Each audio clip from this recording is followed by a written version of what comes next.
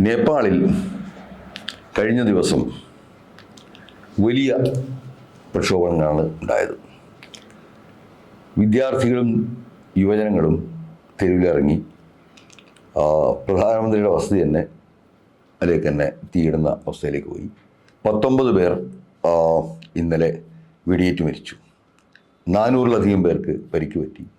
ആ പ്രക്ഷോഭം ഇന്നും തുടരുകയും വലിയ തോതിൽ നാശനഷ്ടങ്ങൾ ഉണ്ടാവുകയും പ്രധാനമന്ത്രി ശർമ്മ ഒലി ഇപ്പോൾ രാജിവെച്ചു എന്നാണ് അറിയുന്നത്.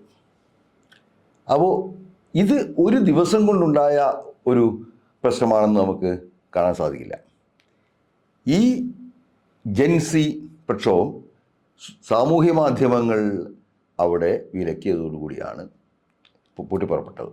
അതിന് കാരണമായി പറയുന്നത് ഇപ്പോൾ ഗൂഗിൾ അടക്കമുള്ള സാമൂഹ്യ മാധ്യമങ്ങൾ പലതും നേപ്പാളിലെ പുതിയ രജിസ്ട്രേഷൻ ആക്ട് അനുസരിച്ചിട്ട് രജിസ്റ്റർ ചെയ്യാൻ വിസമ്മതിച്ചു എന്നും അതിനാലാണ് അവർക്ക് സമയം കൊടുത്തിട്ട് ആ സമയത്തിനകത്ത് അവർ രജിസ്ട്രേഷൻ നടത്താത്തത് കൊണ്ടാണ് അത് നിരോധിച്ചത് എന്നാണ് പറയുന്നത്. അപ്പോൾ ജനങ്ങളുടെ വേർഷൻ മറ്റൊന്നാണ്. കാരണം നേപ്പാൾ പോലുള്ള രാജ്യത്ത് നമുക്കറിയാം, നേപ്പാളിൽ ധാരാളം പത്രങ്ങൾ ഒന്നുമില്ല. അതുപോലെ തന്നെ മറ്റ് വാർത്താ മാധ്യമങ്ങളും TV മാധ്യമങ്ങളും വളരെ കുറവാണ്. ഉണ്ടെങ്കിൽ തന്നെ ഇപ്പോൾ പല സ്ഥലങ്ങളിലും അത് എത്തിച്ചേരുന്നുമില്ല. അപ്പോൾ ആളുകൾ പ്രധാനമായിട്ട് ജനങ്ങൾ അവരുടെ കമ്മ്യൂണിക്കേഷൻ ഉപയോഗിക്കുന്നത് ഇത്തരത്തിലുള്ള നവമാധ്യമങ്ങളാണ്. അപ്പോൾ അതിൻ്റെ ഗുണവും ദോഷവും അവിടെയുണ്ട്. കാരണം ഈ നേപ്പാളി സോഷ്യൽ മീഡിയയിൽ ധാരാളം മിസ്ഇൻഫർമേഷനും ഒക്കെ തന്നെ പ്രചരിക്കുന്നുണ്ട്. അത് തന്നെ പലപ്പോഴും പല പ്രശ്നങ്ങൾക്കും കാരണമാവാറുണ്ട്. പക്ഷേ ജനങ്ങൾ പ്രധാനമായിട്ട് ആശ്രയിക്കുന്നത്, അവരുടെ കമ്മ്യൂണിക്കേഷൻ ആശ്രയിക്കുന്നത് ഈ സാമൂഹ്യ മാധ്യമങ്ങളാണ്. അപ്പോൾ അതുകൊണ്ട് തന്നെ അത് നിരോധിക്കപ്പെട്ടപ്പോൾ വലിയ തോതിലുള്ള അമർഷമുണ്ടായി. പക്ഷേ ഈ അമർഷം ഈ സാമൂഹ്യ മാധ്യമങ്ങൾ നിരോധിച്ചതിൽ നിന്നല്ല തുടങ്ങുന്നത്. അവിടെ പ്രധാനമായിട്ട് 3 രാഷ്ട്രീയ കക്ഷികളാണുള്ളത്. അതായത് നേപ്പാളി കോൺഗ്രസും അതുപോലെ തന്നെ 2 കമ്മ്യൂണിസ്റ്റ് പാർട്ടികളും. അപ്പോൾ നിലവിൽ ഇവരെല്ലാം കൂടി ചേർന്ന ഒരു കൊലീഷൻ ഗവൺമെൻറ്റാണ് ഭരിക്കുന്നത്. നേരത്തെ തന്നെ ഈ പാർട്ടികളെക്കുറിച്ചുള്ള ഏറ്റവും വലിയ ജനങ്ങളുടെ ആരോപണം വലിയ തോതിൽ അഴിമതിക്കാരാണ് ഇവരെന്നുള്ളതാണ്. ഈ പാർട്ടികളെല്ലാവരും തന്നെ, ഈ പ്രധാനപ്പെട്ട ഈ 3 പാർട്ടികളിലും നേതാക്കന്മാരും അതുപോലെ അതുമായിട്ട് ബന്ധപ്പെട്ടുള്ള ഉദ്യോഗസ്ഥരും എല്ലാവരും തന്നെ വലിയ തോതിൽ അഴിമതി ഉണ്ട്. നേപ്പാളിനെ സംബന്ധിച്ചിടത്തോളം വലിയ തോതിൽ അഴിമതിയുണ്ട്. അപ്പോൾ ഈ അഴിമതി ബാധിക്കുന്നതാകട്ടെ അവിടുത്തെ ഏറ്റവും പ്രധാനപ്പെട്ട സെക്ടറായിട്ടുള്ള കാർഷിക രംഗത്തെയാണ്. കാരണം ഈ കാർഷിക സമ്പദ് വ്യവസ്ഥയാണ് നേപ്പാളിൻ്റെ ഏറ്റവും പ്രധാനപ്പെട്ട ഒരു ബാക്ക് ബോണായിട്ട് നിൽക്കുന്നത്. നേപ്പാളി ജനതയുടെ ആ സമ്പദ് വ്യവസ്ഥയിൽ ഇപ്പോൾ ഗവൺമെൻറ് സബ്സിഡികൾ മുഴുവനായിട്ട് തന്നെ ഈ ഉദ്യോഗസ്ഥരും രാഷ്ട്രീയക്കാരും ചേർന്നുള്ള അഴിമതിയിലൂടെ കർഷകർക്ക് ലഭിക്കുന്നില്ല. ഗവൺമെൻറ് സബ്സിഡിയായി പോകുന്നതിൽ 60% തുകയും ഈ അനർഹമായിട്ടുള്ള ആളുകൾ എഴുതിയെടുക്കുകയാണ്. യഥാർത്ഥ കർഷകന് സബ്സിഡി ലഭിക്കുന്നില്ല. ഇത് കുറേ കാലമായിട്ട് അവിടെ നിലനിൽക്കുന്ന വിഷയമാണ്.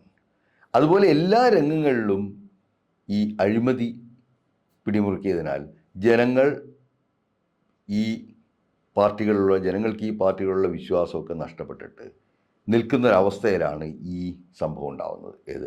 ഇൻ്റർനെറ്റ് അല്ലെ സാമൂഹ്യ മാധ്യമങ്ങൾ നിരോധിക്കുന്നൊരു ഘട്ടം വരുന്നത്. അപ്പോൾ ഏകദേശം ആ സമയം വരെ വളരെ തികച്ചും അസ്വസ്ഥരായിരിക്കുന്ന ജനങ്ങളുടെ മുന്നിലേക്കാണ് ഈ ഒരു ഇഷ്യൂ കൂടി, അവരുടെ ദൈനംദിന ജീവിതത്തെ ബാധിക്കുന്ന ഈ ഒരു ഇഷ്യൂ കൂടി കടന്നു വരുന്നത്.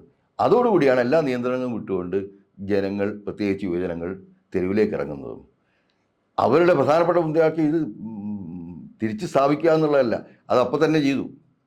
ഇൻ്റർനെറ്റ് സേവനങ്ങൾ വീണ്ടും തിരിച്ച് സ്ഥാപിച്ചു. പക്ഷേ സോഷ്യൽ മീഡിയയുടെ നിരോധനം നീക്കി. പക്ഷേ അതിൽ കാര്യങ്ങൾ അവസാനിക്കുന്നില്ല. കാരണം ഈ സമരത്തിൻ്റെ പുറകിൽ കിടക്കുന്ന കാര്യം അവിടെ നേപ്പാൾ ഉള്ള പൊളിറ്റിക്കൽ ഇൻസ്റ്റബിലിറ്റി, രാഷ്ട്രീയമായ അസ്ഥിരത അവിടെയുണ്ട്. അതുപോലെ തന്നെ ഈ കറപ്ഷൻ, വലിയ തോതിലുള്ള കറപ്ഷൻ. പിന്നെ മൂന്നാമത്തെ ഒരു വിഷയം എന്താണെന്ന് വെച്ചാൽ ഈ തിബത്ത് പോലെ ചൈനീസ് കോളനി ആവേണ്ടി വരുമോ എന്നുള്ള ഒരു ഭയം. അത് നേപ്പാൾ പോയപ്പോഴും കണ്ടിട്ടുള്ളതാണ്. അവർക്ക് ജനങ്ങളുടെ ഇടയിൽ അങ്ങനെയൊരു ഭയവും നിലവിലുണ്ട്. അപ്പോൾ തിബത്തിനെ പിടിച്ചടക്കിയ പോലെ ചൈന നേപ്പാളിനെ പിടിച്ചടക്കുമോ എന്നുള്ളൊരു ഭയം. അതുപോലെ തന്നെ നേരത്തെ ഉണ്ടായിരുന്നത് പോലെ ഇന്ത്യയിൽ നിന്ന് ഉള്ള ആ വലിയ സപ്പോർട്ട് ഇപ്പോഴില്ല എന്നുള്ളൊരു ബോധവും അവർക്കുണ്ട്. അപ്പോൾ ഇത് രണ്ടും കൂടി വരുമ്പോൾ അവർക്കൊരു പൊളിറ്റിക്കൽ ഇൻസ്റ്റെബിലിറ്റി ഉണ്ട്. ആരെയും വിശ്വസിക്കാനാവാത്ത ഒരവസ്ഥയിലാണ് ജനങ്ങൾ. അത് പ്രത്യേകിച്ച് ഗവൺമെൻറ് ആണെങ്കിൽ അഴിമതിയിൽ മുങ്ങി നിൽക്കുന്നു.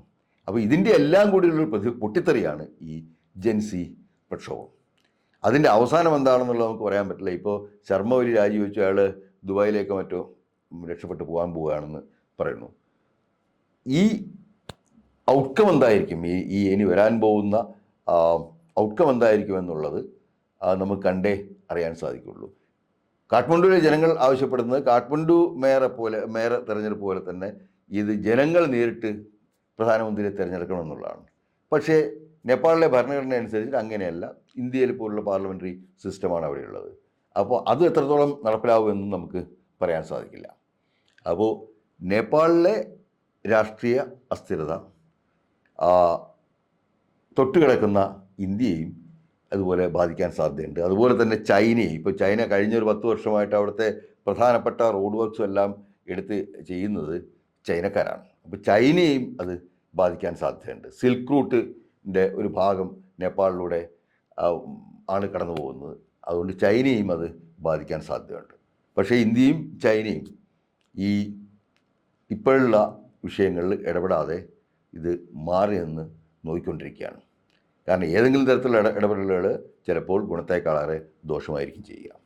അപ്പോൾ നേപ്പാളിലെ ജനാധിപത്യത്തിന് വേണ്ടിയുള്ള അതുപോലെ തന്നെ ഈ അഴിമതിക്കെതിരായിട്ടുള്ള ഈ പ്രക്ഷോഭം വരും ദിവസങ്ങൾ നമുക്ക് അതിൻ്റെ ഗതി എന്താവുമെന്ന് പ്രവചിക്കാൻ സാധിക്കുകയുള്ളൂ. ഇപ്പോൾ അത് പ്രവചനാതീതമായി നിൽക്കുകയാണ്.